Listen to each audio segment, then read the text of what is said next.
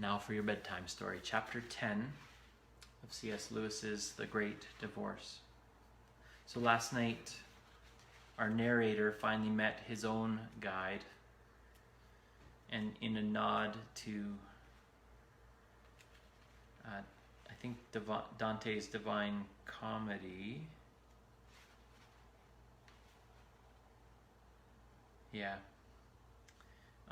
Beatrice is the guide there. C.S. Lewis has tapped another poet, George MacDonald, as his guide into the land of the light. So we heard a lot of that Scottish brogue last night. Chapter 10. This conversation also we overheard. That is quite out of the question, said a female ghost to one of the bright women. I should not dream of staying if I'm expected to meet Robert. I'm ready to forgive him, of course, but anything more is quite impossible.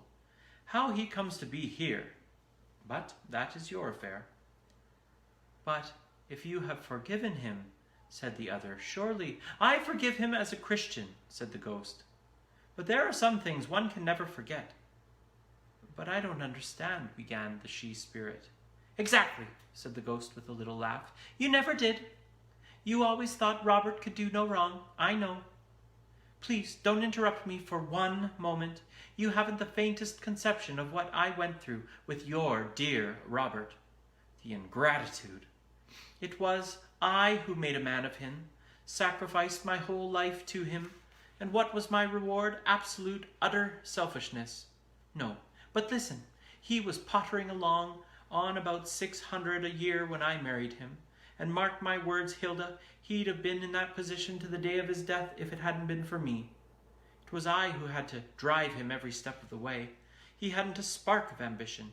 It was like trying to lift a sack of coal. I had to positively nag him to take on that extra work in the other department, though it was really the beginning of everything for him, the laziness of that man. He said, if you please, he couldn't work more than 13 hours a day, as if I weren't working far longer, for my day's work wasn't over when his was. I had to keep him going all evening, if you understand what I mean. If he'd had his way, he'd have just sat in an armchair and sulked when dinner was over. It was I who had to draw him out of himself and brighten him up and make him conversational. With no help from him, of course. Sometimes he didn't even listen. As I said to him, I should have thought good manners, if nothing else. He seemed to have forgotten that I was a lady, even if I had married him. And all the time I was working my fingers to the bone for him, and without the slightest appreciation. I used to spend simply hours arranging flowers to make that poky little house nice, and instead of saying to me, what did he say? He said he wished I wouldn't fill up the writing desk with them when he wanted to use it. And there was a perfectly frightful fuss one evening when I'd spilled one of the vases on some papers of his. It was all nonsense, really, because they weren't anything to do with his work. He had some silly idea of writing a book in those days, as if he could. I cured him of that in the end. No, Hilda, you must listen to me. The trouble I went to, entertaining?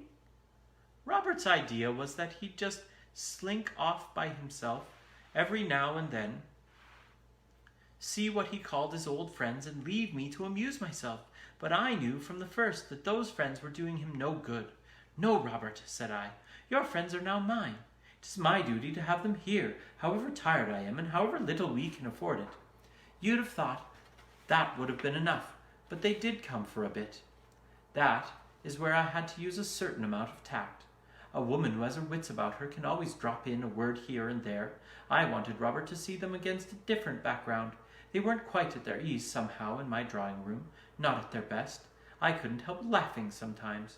Of course, Robert was uncomfortable while the treatment was going on, but it was all for his own good in the end. None of that set were friends of his any longer by the end of the first year. And then he got the new job, a great step up. But what do you think? Instead of realizing that we now had a chance to spread out a bit, all he said was, well now, for God's sake, let's have some peace. That nearly finished me. I nearly gave up on him altogether, but I knew my duty. I've always done my duty. You can't believe the work I'd had getting him to agree to a bigger house and then finding a house. I wouldn't have grudged it if one scrap, if only he'd taken it in the right spirit, if only he'd seen the fun of it all. If he'd been a different sort of man, it would have been fun meeting him on the doorstep as he came back from the office and saying, "Come along, Bobs. No time for dinner tonight. I've just heard of a house near Watford, and I've got the keys, and we can be there and back by 1 o'clock. But with him, it was perfect misery, Hilda. For by this time, your wonderful Robert was turning into the sort of man who cares about nothing but food. Well, I got him into the new house at last. Yes, I know, it was a little more than we could really afford at the moment, but all sorts of things were opening out before him, and of course I began to entertain properly. No more of his sort of friends, thank you. I was doing it all for his sake. Every useful friend he ever made was due to me. Naturally, I had to dress well. They ought to have been the happiest years of both of our lives. If they weren't, he had no one to thank but himself. Oh, he was a maddening man, simply maddening. He just set himself to get old and silent and grumpy, just sank into himself. He could have looked years younger if he'd taken the trouble. He needn't have walked with a stoop. I'm sure I warned him about that often enough. He was the most miserable host. Whenever we gave a party, everything rested on my shoulders. Robert was simply a wet blanket. As I said to him, and if I said it once, I said it 100 times, he hadn't always been like that. There had been a time when he took an interest in all sorts of things and had been really quite ready to make friends. "What on earth is coming over you?" I used to say. But now he just didn't answer at all. He would sit staring at me with his great big eyes. I came to hate a man with dark eyes, and, I know it now, just hating me, that was my reward. After all I'd done, sheer, wicked, senseless hatred. At the very moment when he was a richer man than he'd ever dreamed of being, as I used to say to him, "Robert, you're simply letting yourself go to seed." The younger men who came to the house, it wasn't my fault if they liked me better than my old bear of a husband. They used to laugh at him. I did my duty to the very end. I forced him to take exercise. That was really my chief reason for keeping a Great Dane. I kept on giving parties. I took him for the most wonderful holidays. I saw that he didn't drink too much. Even when things became desperate, I encouraged him to take up his writing again. I couldn't do any harm by then. How could I help it if he did have a nervous breakdown in the end? My conscience is clear. I've done my duty by him, if a woman ever has. So, you see why it would be impossible to. And yet, I don't know. I believe I have changed my mind. I'll make them a fair offer, Hilda. I will not meet him, if it means just meeting him and no more.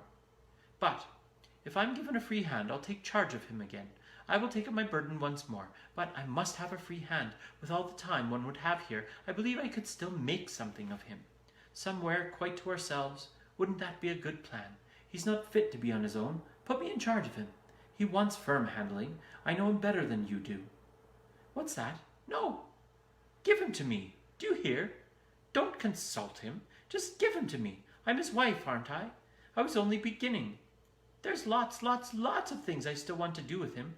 No, listen, Hilda. Please, please, please. I'm so miserable. I must have something to do. It's simply frightful down there.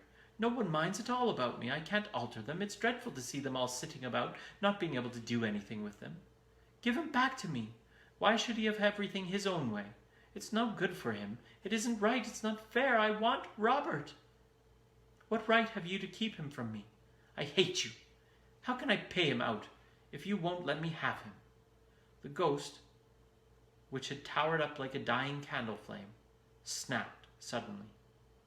A sour, dry smell lingered in the air for a moment, and then there was no ghost to be seen.